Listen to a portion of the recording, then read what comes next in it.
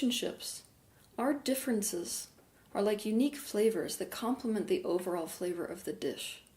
A beautifully feel-good relationship is one that involves both autonomy and connection. But we struggle with this. Oftentimes as people, we feel like we have begun to lose ourselves to a relationship.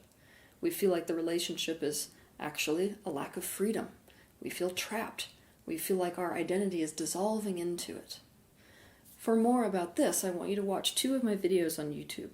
The first is how to develop healthy boundaries, and the second is I can have me and I can have you too. However, to the flip side, our fierce desire for independence and autonomy within a relationship, in fact, causes a hell of a lot of problems for our relationship. At our most basic level, we understand that we are all energy and that energy vibrates, and that vibrating energy is what manifests into physical form. Now, this is really, really critical to understand when it comes to relationships, because we live in a time-space reality where the law of attraction is the principal law governing our universe. That means that in order to experience people in our time-space reality, they must be a vibrational match to us. As we progress through our lives, we give rise to expansion. We explore what's unwanted by virtue of understanding that. We give rise to what we would prefer, and then we go in the direction of that. We perceive a linear timeline from here to there. Now, for us to keep our relationships, we have to be going in the same direction, towards the same desires. Our vibrations has to sync up. For more understanding about this, I want you to watch my YouTube video titled The Catch-Up Effect, the real reason we fear change. Now here's the issue. If you in your life have certain desires, and your partner in life, usually a romantic partner, has a different desire, a different vibration, you will eventually be led in different directions. You will part ways. So what does all this mean? It's quite simple, in fact. It means that if you want your relationship to continue long-term, and if you want your relationship to feel good, you have one option, and that is to stay on the same page, or to be on the same page, to get on the same page. You get my drift.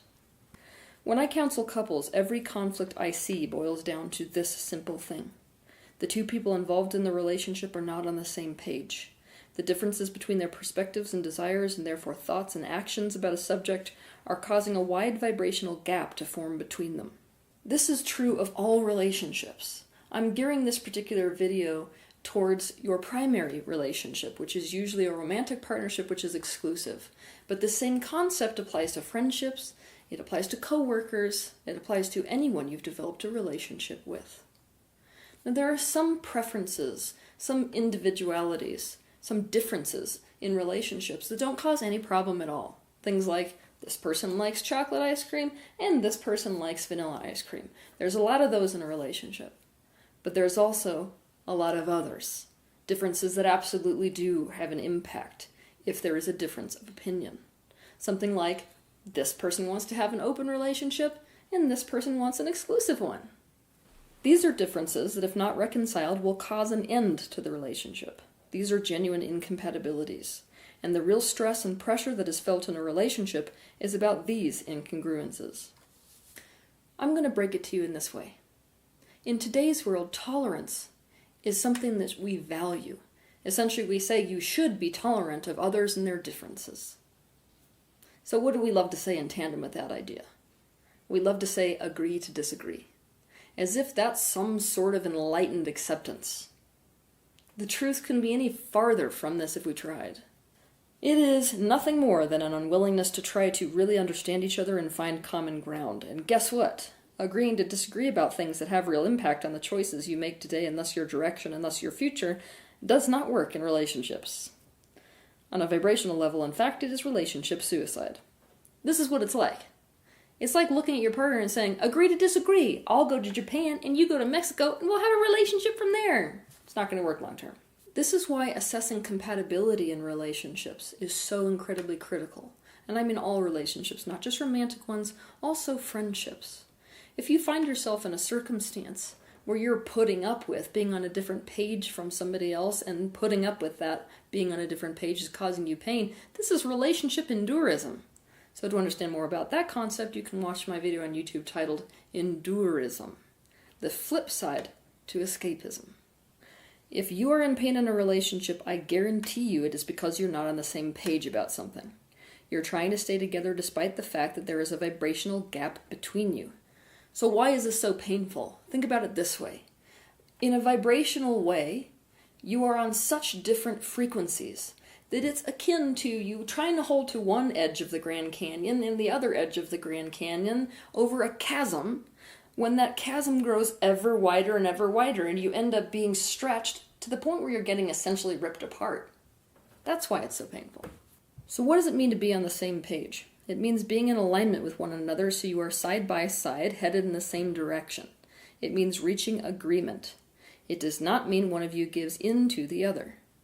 It means you do anything you can do to find a meeting of minds so that both of you reach understanding, some kind of agreement, and feel good about the direction you're headed. And this requires lots of effective and ongoing communication. As people, we tend to be in a constant state of flux. We go through life, that changes our perspective, it changes our desires. And what do we usually do? We expect that when we change our mind and change our direction, that our partner's going to be on the exact same page. And yet they're not. And so there's frustration. And we have very poor skills for finding reconciliation, poor skills for getting on the same page again.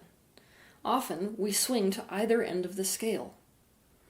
Either we give in and silently resent the other person and punish them in passive-aggressive ways, or we defiantly do whatever we want, regardless of whether or not the other person is in agreement with us. This causes our partner to not trust us and feel abused by us. What we have to get is that there is another option, to each become very sure of where we are emotionally and mentally, and what we want so we can communicate it to each other. Then we seek to find agreement that does not require sacrifice. To seek to find agreement that will feel good to both people. There is beauty in the fact that two people have to essentially be on the same page to continue their relationship together. Is that this is the way that the universe forces our expansion. It says, look, you think you're going to stay stagnant? No, screw that. By virtue of being in a relationship with this person, every time they evolve, everything that you think you stand for is going to have to come into question as well. And by virtue of having to go back and forth between these two perspectives, or even more perspectives than just two, you're going to have to expand your mind, expand your horizons, find new solutions. You're going to have to get outside your box. That causes expansion for all parties. This is how we find out the next level of truth. This is why it can be a great idea to involve outside perspectives in the attempt to get on the same page. People who are external to the relationship often see alternatives to solutions that both people involved were totally blind to. It's at this point in the episode where I have a little bone to pick with the idea of compromise. When most people use the word compromise, what they mean is give up something important so that you can get something else. This never works. In fact, it's no better than agree to disagree. For most people, to compromise means to sacrifice what you don't really want to sacrifice. You can't give up something that is important to you and accept what you don't want to accept. All this type of compromise does is lead to intense resentment on behalf of both people involved. So when you get into this conversation about getting onto the same page, don't think of it in terms of compromise. I want you to think of it in terms of finding a third option. In other words, don't start off thinking about what you can each give up so as to make the relationship work. Get into it trying to find an option where neither of you have to give up what you really want in order to make the relationship work. The point of trying to understand each other, the point of seeing alternative perspectives, is that it changes our perspective. And quite often, when our perspective changes, it changes the ideas that we hold, the beliefs, it changes the choices we make, and thus the direction we go in life. So, what do we find when we really try to find a meeting of minds? Sometimes our partner shares his or her perspective, and we realize that that perspective makes perfect sense and feels more right in our hearts, and so we get on their page. Other times, our partner looks at our perspective and decides that's more right in their heart. It's more in alignment, and so they get on our page. Sometimes we find an entirely different page to both get on, and sometimes we find that what feels right in our hearts individually is to stay on the page that we're on, whether or not it's different from the other person. And yes, potentially end the relationship. If we're trying to get on the same page, we have to allow for all of these 4 potential options to take place. But I will give you a little nugget of hope. If it is your desire to stay in alignment with somebody, it is much more likely that when you come together and express your perspectives so as to find a meeting of minds, that's actually going to happen. It's more rare that we find that we're genuinely incompatible. So first, what I want you to do is to identify the aspects of your life where you and this other person, whoever it is, whether it's a romantic relationship, a friendship, maybe your son or daughter, I want you to identify the aspect of your life that you are in disagreement about. Where am I not on the same page as this person? And then from there, I have some suggestions for what to do to get on the same page. Step 1, you need to express to this person, hey, look, I feel like we're on totally different pages relative to this subject. Tell them what you think you're on a different page about, and then tell them why you need to get on the same page with them. It's important to make this conversation be one where the style of communication is not attack and defense. It needs to be one that gives both you and them a positive, solution-oriented feeling.